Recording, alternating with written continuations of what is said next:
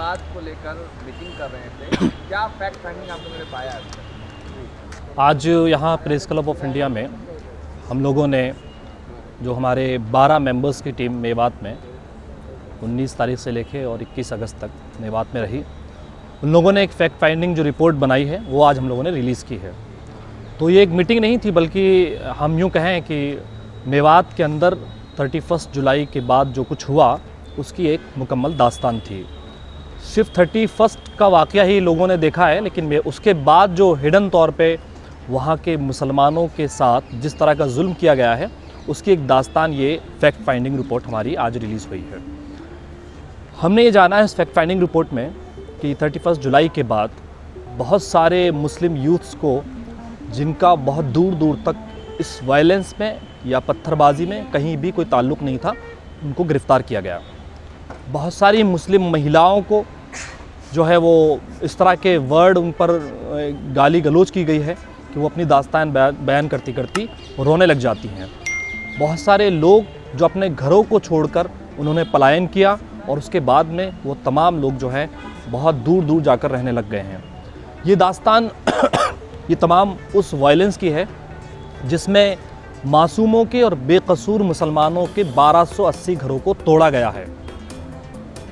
तो हम ये समझते हैं कि इस न्यू वायलेंस के बाद में जो जुल्म किया गया है मुसलमानों पर, वो बहुत ख़तरनाक है और एक भय का माहौल ख़राब पैदा करता है। आप अभी जब बोल रहे हैं बिट्टू बजरंगी को कल भी बताया गया था, तो हाँ, बिल्कुल ताज़ा रिपोर्ट यह है कि बिट्टू बजरंगी को बेल मिल गई है। तो हम इससे अंदाज़ा लगा सकते हैं इस मशीनरी का, इन डिपार्टमेंट्स का, जहाँ पर आरएसएस और बीजेपी के हिंदुत्व के लोग पहुँच गए हैं, कि किस तरह की न्याय व्यवस्था जो है वो उस देश को दे रहे हैं। बिट्टू बजरंगी जैसा आदमी जिसने खुलेआम धमकी दी थी, उसको रिहा कर दिया गया है, और सैकड़ों वो नौजवान जिनका दूर दूर तक इस वायलेंस में कोई उनका हिस्सा नहीं था, वो इसके पार्ट नहीं थे, वो अब तक जेल में हैं।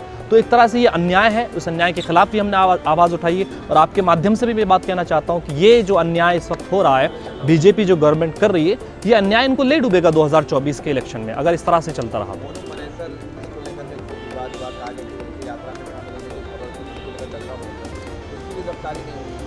बिल्कुल, मोनू मानेसर के बारे में और वो जो कुछ होने वाला था 31 जुलाई को, उसके बारे में तो पहले से ही खबर थी। पुलिस के खुद के बयान है कि हमको ये मालूम हो चुका था कि ये यात्रा यहाँ से निकलेगी, और कुछ लोग इसमें इस तरह के बयान भी दे रहे हैं। लेकिन वो शख्स मोनू मानेसर का हाथ सिर्फ इस वायलेंस में नहीं है, बल्कि हमको मालूम है जुनैद के हत्याकांड में भी उसका हाथ है। लेकिन अब तक ना कांग्रेस गवर्नमेंट उसको, जो राजस्थान की, वो उसको गिरफ्तार कर रही है, और ना हरियाणा गवर्नमेंट उसको गिरफ्तार कर रही है। तो इस तरह से हम आपके माध्यम से डिमांड करते हैं इस बात की कि ऐसे लोग जो देश इस तरह के माहौल ख़राब कर रहे हैं देश का, उनको फ़ौरन गिरफ्तार करना चाहिए। क्या लगता है कि किसको करने के लिए आगे ये सब हो रहा है? देखिए, हम जिस तरह से आज की पॉलिटिक्स इतनी तेज़ी से चेंज हो रही है, और ये मोदी गवर्नमेंट के आने के बाद बहुत तेज़ी से देश की पॉलिटिक्स बदली है, और बीजेपी का पूरा एजेंडा यह है कि इस देश में मुसलमानों के नाम पर पॉलिटिक्स जब तक करते रहेंगे उस वक्त तक इनको वोट मिलता रहेगा।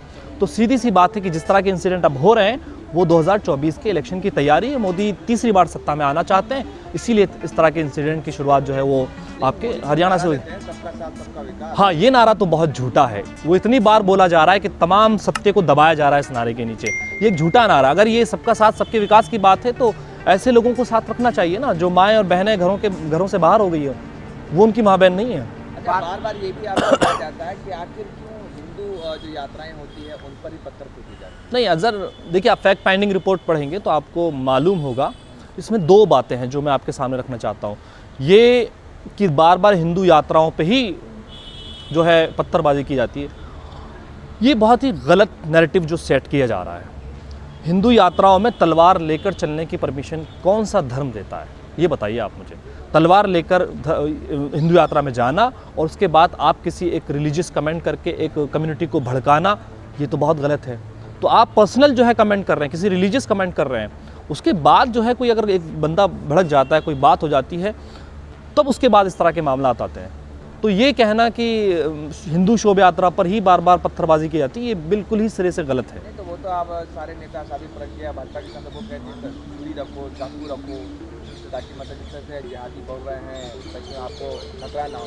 इस देश की बदकिस्मती है कि हम जिस दौर में अब जी रहे हैं वहाँ खुलेआम इस सरकार का सपोर्ट ऐसे लोगों को है, इस सरकार का सपोर्ट ऐसे लोगों को है जो खुलेआम गोली मारो सालों को, मुल्ले काटे जाएंगे, जय श्री राम के नारे के साथ जो है वो लोगों को भड़का रहे हैं, इस तरह के नारे लगा रहे हैं और खुलेआम घूम रहे हैं। तो सरकार का सपोर्ट है, हम साफ साफ ये बात कह रहे हैं। अगर मोदी सरकार का सपोर्ट ना होता तो ये तमाम लोग जो आज सत्ता में आ भी गए हैं, जिन्होंने भगवा पहन रखा है, वो तमाम सत्ता में आ भी गए हैं, वो तमाम लोग जेल में होते हैं, लेकिन सरकार का सपोर्ट।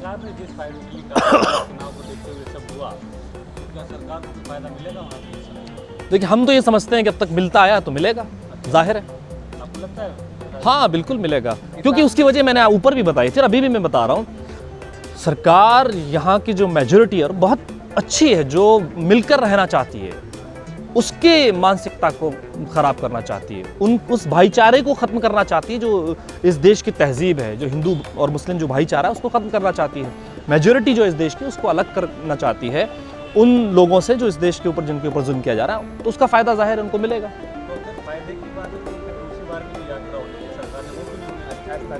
देखिए, कितना पॉलिटिकल प्रेशर था इस देश का, कितने लोगों के प्रेशर था, इंटरनेशनल भी प्रेशर था। आप इंटरनेशनल जो मीडिया है उसका भी देख लीजिए हाल, किस तरह से थू हो रही थी, जिस तरह की कवरेज वो लोग कर रहे थे। तो ये बताया जा रहा था कि इस देश में जो है वो जो सबसे बड़ी डेमोक्रेसी है उसमें मुसलमानों के साथ जुल्म हो रहा है।